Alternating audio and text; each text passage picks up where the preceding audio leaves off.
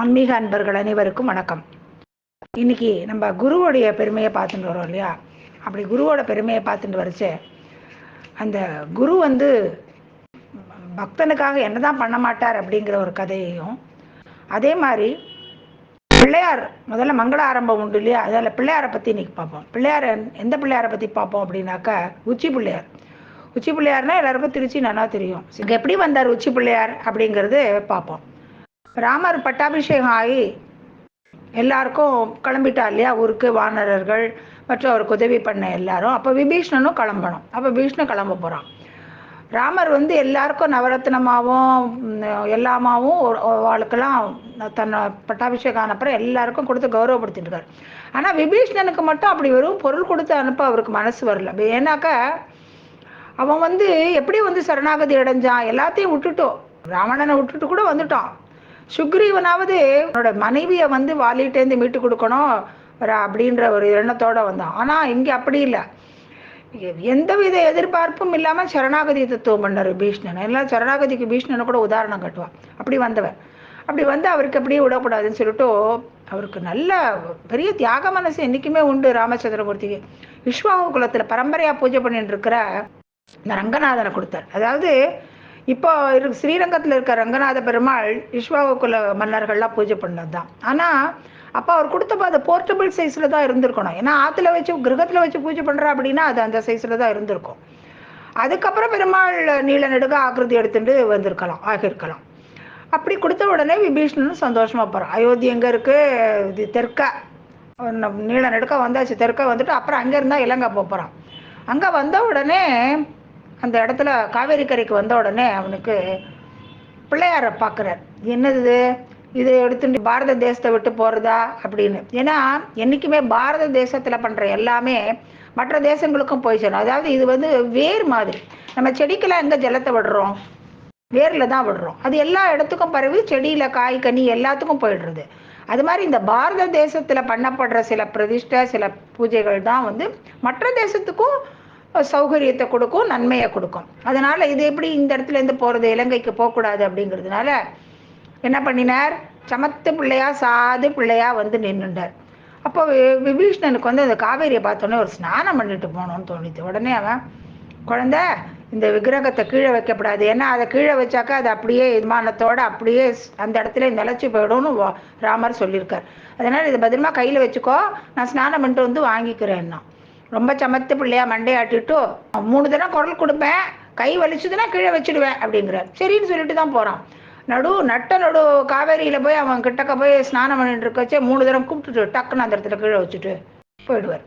உடனே அவன் வேக வேகமாக ஓடி வரும். அதுக்குள்ளேயே அது பூமியில் வச்சாயிடும், அது அப்படியே பதிஞ்சு போயிடும். எவ்வளவோ ட்ரை பண்ணுவான், எடுக்க வராது. ரொம்ப கோவம் வரும். துரத்துவான். அவரும் ஓடுவார். ஓடி மலை உச்சிக்கே போயிடுறார். போன உடனே அவனும் அங்கே போகிறான். அப்புறம் அவருக்கு பாவமாக இருக்கும். அவனை பார்த்து ஐயோ பாவம். சரி இவன் என்ன பண்ணுறேன் பார் அப்படின்னு குட்ட போகிறான். நம்மளாம் சொல்லுவோம் இல்லையா, மோதக கைக்கு நம்ம குட்டு போடணும். ஆனால் அந்த மோதக கை இவன்கிட்ட குட்டு போட்டுது. அவன் என்ன பண்ணா, ஒருவேளை அதான் மோதிர கையால் குட்டு போடணும்னு சொல்கிறது கூட இப்படி தான் வந்திருக்குமோ என்னமோ. ஏன்னா ராஜா இல்லையாம, அவன்லாம் ராஜாலாம் கையில் மோதிரம் போட்டுருப்பான். ஒருவேளை அப்படி தான் வந்ததோ என்னமோன்னு நான் கூட நினச்சிப்பேன். ஆனால் பெரியவா அப்படி சொல்லலை, இது என்னுடைய கருத்து தான். பெரியவா சொன்னது தான் நான் உங்களோட இப்போ இருந்துட்டுருக்கேன். உடனே அவன் என்ன பண்ணுறான், அவரை தலையில் ஓங்கி ஒரு குட்டுறான். குட்டின உடனே ஒரு பிள்ளையாரா மாதிரி காட்சி கொடுக்குறார். அவனுக்கு பாதி கோபம் போய்டுறது. மீதி கோபத்தையும் பிள்ளையார் சொன்ன வார்த்தைகளால் அவனுக்கு போய்டுறது. என்ன சொல்கிறாருன்னா, இந்த பார், வழக்கத்துக்கு மாறா இதை நான் இலங்கையை நோக்கி தான், அதாவது பெருமாளெல்லாம் தெற்க பார்த்து பிரதிஷ்டை பண்ணுறது வழக்கமே கிடையாது. ஆனால் உனக்காக இங்கே பெருமாள் தெற்க பார்த்து தான் இருக்கார், அதனால் இங்கேருந்தே உனக்கு அங்கே அனுகிரகம் பண்ணுவார் அப்படின்னு சொன்ன உடனே அவனும் இது பண்ணிவிட்டு அங்கேருந்து கிளம்பி போய்டுறான்.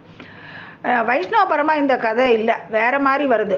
அதாவது அந்த இடத்துல தர்மவர்மாங்கிற ராஜா, சோழ ராஜா, ராமர் காலத்திலேருந்து ரொம்ப தபஸ் பண்ணி அந்த ரங்கநாதர் எழுந்தருளணும்னு வேண்டி அவர் அங்கே வந்ததா இருக்கு. அங்கே தர்மவர்மன் சுற்றுன்னே ஒன்று இருக்குன்னு சொல்லுவா பெரியவா ஸ்ரீரங்கத்தில்.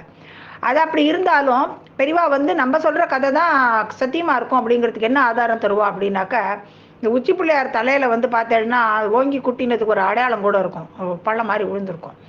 அப்படி ஆனதுனால பிள்ளையார் என்ன பண்ணார், அந்த ரங்கநாதர் அங்கே இருக்கிறதுக்கும் அவர் தான் அனுகிரகம் பண்ணினார். இன்னைக்கு ரங்கநாதர் நமக்கு கிடைச்சிருக்காருன்னா அவரோட அனுகிரகம் தான். சாட்சாத் ஸ்ரீ ராமச்சந்திர மூர்த்தி பூஜை பண்ண ஸ்ரீ ரங்கநாதர் பெரிய நீளமாக ஆகிருதி எடுத்துட்டு அப்புறமா பெருசாக ஆயிருப்பார் அப்படின்னு சொல்லுவா பெரியவா.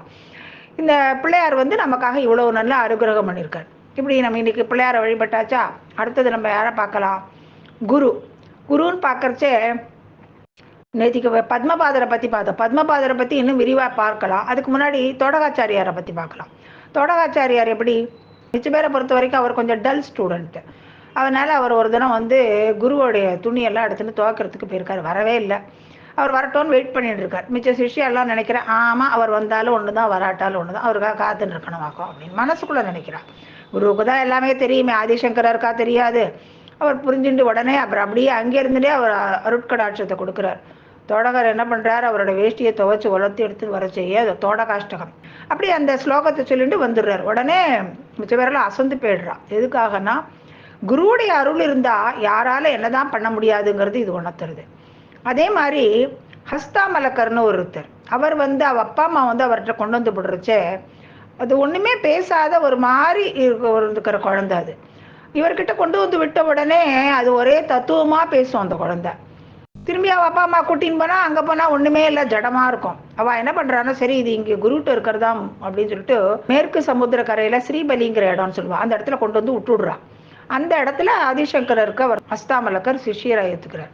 ஹஸ்தாமலக்கர் அப்படின்னாலே என்ன அர்த்தம்னா, உள்ளங்கை நெல்லிக்கனி போல. இந்த மிச்ச காயெல்லாம் பார்த்தாக்க உள்ளங்கையில் வச்சுட்டோன்னா எலுமிச்சம்பழம் கூட கொஞ்சம் லேசாக அழுந்தோம், ஆனால் நெல்லிக்காயை பார்த்தோன்னா அழுந்தவே எழுந்தது. அது மாதிரி அவருக்கு வந்து அதனால தான் ஹஸ்தாமலக்கர் அப்படிங்கிற பேரே வந்தது. அவர் எழுதின ஒரு இதுக்கு தான் ஆதிசங்கர் பாஷ்யம் எழுதியிருக்கார். அப்படின்னா அந்த குருவுக்காக அவர் எவ்வளோ உதவி இருக்காருன்னு தெரிஞ்சுக்கலாம். ஆதிசங்கர பகவத் பாதாள் இன்னும் பல விதத்துலேயும் சிஷியர்களுக்கு அனுகிரகம் பண்ணியிருக்கார். பத்மபாதருக்கும் பத்மபாதருடைய ஒரு வித பார்த்தோம், சனந்தர்னு இருந்தவர் வந்து பத்மபாதர்னு ஆனார். இன்னொரு இடத்துல வந்து ஒரு தடவை அவர் வந்து காட்டில் வந்து தபஸ் பண்ணிட்டு இருப்பார். அவருக்கு வந்து நரசிம்ம மந்திரம் உபதேசம் ஆயிருக்கும். அப்போ அங்கே ஒரு வேடன் வருவான். வேடன் வந்து என்ன பண்ணிட்டு இருக்க அப்படின்னு கேட்பான். வந்து நான் நரசிம்மமூர்த்தியை பார்க்கணும்னு தபஸ் பண்ணிட்டு இருக்கேன்னா அவனுக்கு புரியாது. அப்படிங்கிறதுனால நான் ஒரு மிருகத்தை தேடி தபஸ் பண்ணிட்டு இருக்கேன். என்னது, இந்த காட்டில் எனக்கு தெரியாத ஒரு மிருகம், அது என்ன மிருகம் சொல்லு, அதெல்லாம் உனக்கு புரியாதுப்பா, அதெல்லாம் கிடையாது, நீ சொல்லு அப்படிங்கிறான். உடனே அதுவா சிங்கமுகம் மனுஷ உடம்பு அப்படிங்கிறார். அப்படியா, அப்படி ஒரு மிருகத்தை நான் பார்த்ததே இல்லையே. சரி சாமி, நான் நாளை சாயங்காலத்துக்குள்ளே உனக்கு கொண்டு வந்து கொடுக்குறேன், என்ன ஆயிர அப்படின்னு சொல்லிட்டு போகிறான். அந்த வேடன் தேடுறான், காடு ஃபுல்லாக தேடுறான். கிடைக்கவே மாட்டேங்கிறது. என்னது இது, ஐயருக்கு நம்ம அப்படி கொண்டு வந்து கொடுப்போம்னு சொல்லிட்டு நமக்கு கிடைக்கலையே, சரி உயிரை விட்டுற வேண்டியது தான் அப்படின்னு சொல்லிட்டு இந்த மரத்தில் இருக்கிற இதையே எடுத்து தூக்கு போட்டுக்க போகிறான். அப்போ பார்த்தா பக்கத்தில் ஒரே கர்ஜன சத்தம். நரசிம்ம சுவாமி வந்து பக்கத்தில் நிற்கிறார். எவ்வளோ தபஸ் பண்ணாலும் கிடைக்காத அந்த மூர்த்தி இவன் இந்த வேடனுடைய அந்த முயற்சிக்காக தன்னை தேடினான். தான் யாருன்னு தெரியாது, ஆனாலும் தன்னை தேடினான். அந்த பிரயத்தனம் சோறு தண்ணி இல்லாமல் தேடி இருக்கான். கிடைக்கலன்னு உயிரே விட போயிட்டான். அவ்வளோ தூரம் அவனுக்கு இருந்திருக்கு தீவிர முயற்சின்னு சொல்லிட்டு அவன்கிட்ட மாட்டின்ட்டியா வா அப்படின்னு சொல்லிட்டு தான் தூக்கு போட்டுக்கு போனான். அந்த இதாலே மரத்து இதாலே அவரை கட்டி, அதாவது பகவான் அவனுக்கு கட்டுப்பட்டார் 2 விதத்தில். அவன் கூப்பிட்ட இடத்துக்கும் அவரேன்னு கட்டுப்பட்டார், அவன் கட்டினதுக்கும் கட்டுப்பட்டார். போகிறார் நரசிம்மமூர்த்தி இழுத்துட்டு வரான். இழுத்துட்டு வந்துட்டு இந்த ஐயரே பாரு அப்படிங்கிறான். கண் விழிச்சு பார்க்குறார், ஒன்றுமே தெரியல, ஆனால் கயிறு மட்டும் தெரியுது. என்னது அப்படின்னு இருக்கிறதுக்குள்ளேயும் சிங்கத்தோட கர்ஜன சத்தம் கேட்கறது. பத்மபாதருக்கு ரொம்ப வருத்தமாயிடுறது. தான் இப்படி பல வருஷம் தபஸ் பண்ணி தமக்கு கிடைக்காத அந்த மூர்த்தி இந்த வேடனுக்கு கிடைச்சிட்டாரு. என்ன உடனே அசிரீரி குரல் கேட்கறது. நீ தபஸ் பண்ணி நான் இல்லைன்னு சொல்லலை, ஆனாலும் இந்த வேடனுடைய முயற்சி உன்னை விட பெருசு. அவன் ஒன்றுமே தெரியாதவன் தான், ஆனால் அவனை என்னுடைய தேடி அலைஞ்ச பிரயத்தனம், அதுக்கப்புறம் நான் கிடைக்கலன்னே உயிரியை விட தன் உயிரியே திறனமாக மதிச்சு விட்டான் இல்லையா, அதுக்காக அவனை கொடுத்தேன். கவலைப்படாத, உனக்கு தேவைப்பட்ட நேரத்தில் நான் உனக்குள்ளேயே ஆவிர்வவிப்பேன்னு சொல்லிட்டு மறைஞ்சு போயிடுறது. சரி அப்படியே இருக்கார் பத்மபாதர். அப்போ ஒரு தடவை காபாலிகர்லாம் அவளுடைய இதெல்லாம் பிடிக்காது ஆதிசங்கரருக்கு. அவளில் பல பேரை திருத்தவும் முயற்சி பண்ணுவார். ஆனால் ஒரே ஒருத்தன் மட்டும் இவரை எப்படியாவது ஒழிச்சு கட்டணும், நம்மளுடைய இவர் ரொம்ப இடைஞ்சலாக இருக்கார் அப்படின்ட்டு. ஏன்னா அவளோடது ஒரு உக்ரமான வழிபாடு. அதனால இவர் என்ன பண்ணுறார், அப்போ இந்த சாமியாரை எனக்கு வந்து பலி கொடுக்கணும். பலி கொடுக்கறதுனா ஒன்று ராஜாவை பலி கொடுக்கணும், ராஜா தலையை, இல்லைன்னா ஒன்ன மாதிரி ஒரு சன்னியாசி தலையை பலி கொடுக்கணும். ராஜா கிட்ட போய் பலி கேட்க முடியுமா, அவன் என் தலையவே எடுத்துருவான். ஆனால் நீ தான் சன்னியாசி ஆச்சே, நீ என் தலையை கொடுக்குறியாங்கிற ஆதிசங்கரர் சொல்கிறார். அப்பா இந்த உடம்பு உனக்கு உபயோகப்பட போறதா, ரொம்ப சந்தோஷம், தாராளமா எடுத்துக்கோ. எப்பேற்பட்ட மகான் கருணாமூர்த்தி ஆதிசங்கரர். ஆனா ஒண்ணு, என் சிஷ்ய பிள்ளைகள்லாம் அந்த பக்கம் இந்த பக்கம் வேர்க்கரிச்சே பண்ண, நீ இந்த மாதிரி பண்ண போறன்னு தெரிஞ்சா உன்னை உண்டு இல்லைன்னு பண்ணிடுவா அப்படின்னு. சரியா அப்படிங்கிறார். சரின்றான். அதே மாதிரி தனியா ஒரு நிஷ்டையில அமர்ந்திருக்கார். வரான் கத்தி எடுத்துண்டு அவர் தலையை சீவனோன்னு. எங்க இருந்துதான் வந்தாரோ பத்மபாதர் தெரியாது. அப்படியே அவருக்குள்ள நரசிம்மர் ஆவிர் பஜித்து குதிக்கிறார். அவனை அப்படியே ரெண்டா கிழிச்சு போட்டு விடுறார். அவன் போயிடுறான் அந்த காபாலிகன். சத்தம் கேட்டு ஆதிசங்கரர் நிஷ்டையிலேருந்து கண் விழிச்சு பார்க்கிறார். பார்த்தா அப்படியே சனந்தா. அப்பதான் நீ இங்க சனந்தா, நீ என்ன இங்க நிக்கிற அப்படின்னு உடனே சொல்றாரு அவர். எனக்குள்ள என்ன ஆச்சுன்னே தெரியல, திடீர்னு ஒரு சக்தி புகுந்துண்டுதுனர். அப்பதான் அவருக்கு தெரியறது, அன்னைக்கு நரசிம்மமூர்த்தி வாக்கு கொடுத்தாரு இல்லையா, உனக்கு தக்க சமயத்துல உனக்குள்ள ஆவிர்வவிப்பேன்னு. ஓஹோ, அப்ப இதை குருவா காப்பாத்துறதுக்காக தானே அப்படின்னு அவருக்கு ரொம்ப சந்தோஷமாயிடுறது. இது எதனாலன்னா, குருவா காக்கிறதுக்கு சிஷ்யர்கள் பண்ணினது ஒரு பக்கம்னா, அந்த குரு சிஷ்யர்களுக்கு பண்ணது எப்படின்னா, அந்த குருவுக்காக பகவான் பண்ண அனுகிரகம். அதுதான் கணிக்கண்ணன் அப்படின்னு சொல்ற திருமழிசை ஆழ்வார் தன்னுடைய சிஷ்யனுக்கு பண்ண அனுகிரகம். அது என்னன்னா, திருவெக்கான்னு ஒரு இடம். அந்த இடத்துல பகவான் வித்தியாசமான கோலத்துல சயனிச்சுட்டு இருக்கார். அப்போ அந்த ஏன் அப்படி சயனிச்சுட்டு இருக்காரா, அப்போ அவரோட மேற்க பார்த்து முகம், தெற்க பார்த்து காலு, அப்படி சயனிச்சுட்டு இருக்கார். ஆனா நல்லா முகம் தெரியும், கையை தூக்கிட்ட பால. அது ஒரு வித்தியாசமான கோலம். ஆனா அதுக்கு முன்னாடி அவர் புஜங்க சயன பெருமாள்னு பேர் பெற்றவர். அப்புறமா தான் சொன்ன வண்ணம் பெருமாள்னு ஆனார். புஜங்க சயன பெருமாள்னு எப்படி வந்தார் அப்படின்னாக்க, அந்த இடத்துல ஒரு தடவை சரஸ்வதிக்கும் பிரம்மாவுக்கும் பிணக்கு. அப்ப சரஸ்வதி கோச்சின்னு இருந்தான்ட்டு பிரம்மா என்ன பண்ணார், தன்னோட மற்ற பத்திரிகையான சாவித்திரி காயத்ரியை வச்சு ஒரு ஹோமம் பண்றார், யாகம் பண்றார். அப்போ அவளுக்கு ரொம்ப கோபம் வந்துடுறது சரஸ்வதிக்கு. வேக வேகமா ஒரு நதி ரூபத்துல தடுக்கிறதுக்கு பாக்குறா. அப்போ மகாவிஷ்ணு தான் என்ன பண்றார், அவ நதியா தடுக்க முடியாதபடிக்கு குறுக்கா படுத்துனுடுறார். மாமனார் படுத்துண்டாச்சுன்னா அப்புறம் எப்படி அவ வர முடியும்? அவர் குறுக்கா படுத்துன்றதுனால அவ வேகவதி அப்படிங்கிற நதி ஆயிடுறதான். அது வேகவதி அப்படிங்கிற நதியாகி அதுதான் திருவெக்கான்னு அந்த இடத்துக்கு பேர் வந்தது. இப்ப நம்ம கணிக்கண்ணன் கதைக்கு வருவோம். இந்த திருமழிசை ஆழ்வார் ரொம்ப விஷ்ணு பக்தி உடையவர். அவருக்கு பெருமாள்கிட்ட அவ்வளவு பக்தி பண்ணினார். அவர் இருக்கிறச்சே அவங்க ஒரு தம்பதிகள், அவளுக்கு குழந்தை இருக்காது. அவ இவர்கிட்ட வேண்டிப்பா. அதே மாதிரி அவர் என்ன பண்ணுவார்னா, அவர் பகவான் நினைப்பாவே எப்பயுமே இருப்பார். அவ கொண்டு கொடுக்குற பாலை கொஞ்சமா சாப்பிடுவார், மிச்ச பாலை அவள்கிட்டயே கொடுத்துருவார். அப்படியே சாப்பிட்டு அந்த பிரசாதமா அவளுக்கு ஒரு அழகான பிள்ளை குழந்தை இருக்கும். அவன் தான் கணிக்கண்ணன். அந்த கணிக்கண்ணன் இவர்கிட்ட ஒட்டின்றுவான். இவருக்கும் அவனை ரொம்ப பிடிக்கும். கணிக்கண்ணன் இல்லாம இருக்க முடியாதுங்கிற மாதிரி அவர் ஆயிடுவார். இவர்கிட்டயே தான் இருப்பான், வளர்ந்தான்னே சொல்லலாம். அந்த குழந்தை அப்படியே வருது, தெய்வீகமான குழந்தைய அவனும் வளர்ந்துடுறான். அப்புறம் ஒரு நாளைக்கு என்ன ஆகுதுன்னா, ஒருத்தி ஒரு ராஜா அரண்மனையில இருந்தவ தான், ராஜாவுக்கு பிரியமா இருக்கப்பட்ட கூட. அவ என்ன பண்றான்னா, வயசாயிடுறது. வயசான உடனே அவ என்ன பண்றா, அங்க கோவில தெளிச்சு கோலம் போட்டு இருக்கா. ரொம்ப கிழவியா இருக்கா, பாவம், கூன் விழுந்திருக்கு, கஷ்டப்பட்டு தான் பண்ணிட்டு இருக்கா. அப்ப கணிக்கண்ணன், ஐயோ பாவம், இவ்வளவு வயசாயும் இந்த முதுமையிலையும் பகவத் சேவை பண்ணணும்னு இருக்காளே அப்படின்னு சொல்லிட்டு தன்னோட குருவை நினைச்சிட்டு அவ முதுக போய் தடவி கொடுக்குறான். குருவை நினைச்சுன்னு தடவி கொடுத்த மாத்திரத்திலே அந்த குருவோட அனுகிரகம் வந்ததுனாலே என்ன தெரியல, அவ 16 வயசு இளம் குமரியா மாறிடுறா. இளங்குமரியா மாறினா என்ன ஆகும், அவளால பகவத் சேவையை நன்னா செய்ய முடியாது. இது எல்லாம் அக்கம் பக்கம்லாம் போய் ராஜா காது கட்டுறது. ராஜாவுக்கு தீரா ஒரு சபலம், தேவைண்டாத சபலம். அவ இளமையாயிட்டாளே, நம்மள இளமையாயிட்டா நன்னா இருக்குமே அப்படின்னு நினைச்சுட்டு, ஏன்னா அவனோட சபையில தானே தாசியா இருந்தவ. அதனால கூப்பிட்டு அனுப்புறான். கூப்பிட்டு அனுப்பி என்னையும் இளமையாக்குங்கிறான். உடனே கணிக்கண்ணன் சிரிக்கிறான். நானும் அவளை இளமையாக்கினேன், என்னோட குருவோட அனுகிரகம் இளமையாக்கினேன். அப்ப நான் குருவை கூப்பிடு. என் குருவெல்லாம் இப்படி எல்லாம் கண்ட ஆசைக்கெல்லாம் இணங்கியெல்லாம் இளமையெல்லாம் ஆக்க மாட்டேன். அவ ரொம்ப நல்ல ஆசைப்பட்டா கோவிலுக்கு கைங்கரியம் பண்ணணும்னு, அதனால அவளோட ஆசைக்கு ஏற்ற மாதிரி ஆச்சு. நீ வேண்டாத ஆசைப்படுற, அதனால ஒன்னெல்லாம் இளமையாக்க முடியாது. அப்படியா, நான் உன்னை இப்பயே நாடு கடத்துறேன் அப்படிங்கிறான்.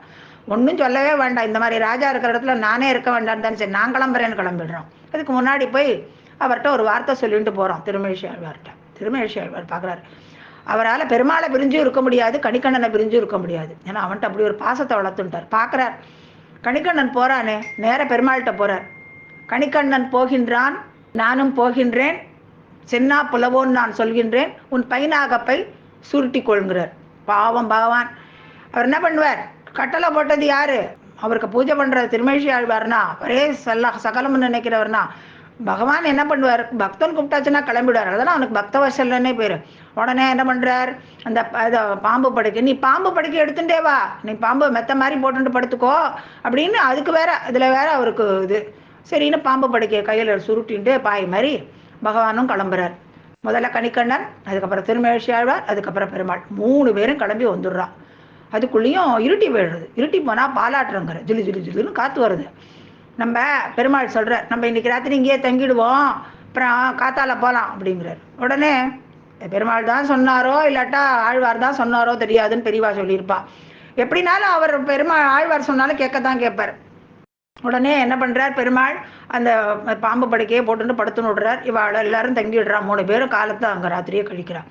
இங்கே பெருமாள் இங்கேருந்து கிளம்பினோடனே என்ன ஆறுது, அங்கே ஊரில் லக்ஷ்மியே இருக்க மாட்டா இல்லையா, பெருமாள் போயாச்சுன்னா லக்ஷ்மி, அதாவது ஊர் பூரா தீபமே ஏற்றிக்க மாட்டேங்கிறது.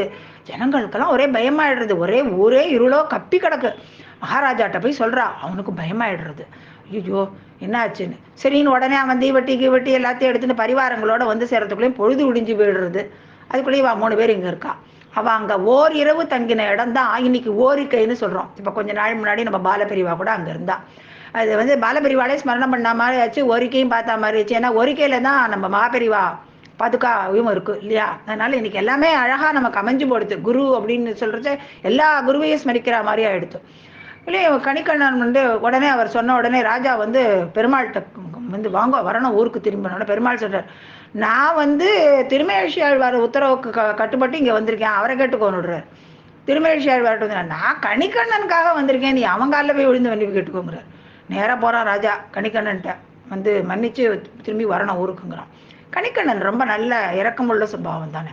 உடனே அவன் சரி போனா போகுதுன்னு கிளம்பிட்டான். கிளம்பின உடனே பெருமாள், திருமழிசை ஆழ்வார், கணிக்கண்ணன் எல்லாருமே கிளம்பின உடனே ராஜா பரிவாரங்கள் எல்லாரும் ஊருக்கு வந்து சேர்றான்.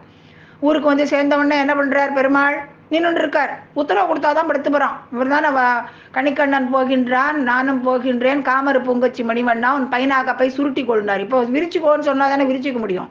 உடனே கணிக்கண்ணன் போக்கழிந்தான், நானும் செலவழிந்தேன், காமர் பூங்கச்சி மணிவண்ணா உன் பையனாகப்பை விரித்து கொள்கிறார். சமத்தா அவர் சொன்ன மாதிரியே விரிச்சுண்டு படுத்துனுடுறார் புஜங்க சயன பெருமாள். அதனால இந்த கதையிலேருந்து என்ன தெரிகிறது அப்படின்னாக்க, பகவான் தன்னோட பக்தர்களுக்காக என்ன வேணா செய்வான். அதனால இந்த குருங்கிறவர் இருந்தாச்சுன்னா அந்த குரு வந்து சிஷ்யனுக்காக என்ன வேணா செய்வார். ஸோ அந்த கதையில நம்ம தொடகாச்சாரியாருக்கு எப்படி ஞானத்தை கொடுத்தாருன்னு பார்த்தோம். அதே மாதிரி பத்மபாதருக்கும் எப்படி அனுகிரகம் பண்ணினாருன்னு பார்த்தோம். இந்த கதையில கணிக்கண்ணனுக்காக திருமழிசை ஆழ்வார் பகவானையே வந்து ஊரை விட்டு கிளம்ப வச்சுட்டார். திரும்பியும் அவர் ஆர்டர் போட்ட உடனே அதே இடத்துல வந்து படுத்துட்டான். அதனால இன்னைக்கு இந்த குருவோடைய அருளும் பல சிஷ்யர்களுக்கு ஏற்பட்ட பெருமையும் தெரிஞ்சுட்டோம். இதோட நம்ம இன்றைய ஆன்மீக சிந்தனைகளை முடிச்சுண்டு வழக்கம் போல மங்கள ஸ்லோகத்தோட முடிச்சுப்போமா. அஞ்சிலே ஒன்று பெற்றான், அஞ்சிலே ஒன்றை தாவி, அஞ்சிலே ஒன்றாராக ஆரியர்க்காக ஏகி, அஞ்சிலே ஒன்று பெற்ற அன்னங்கை கண்ட அயலார் ஊரில் அஞ்சிலே ஒன்று வைத்தான், அவன் நம்மை அழித்து காப்பான்.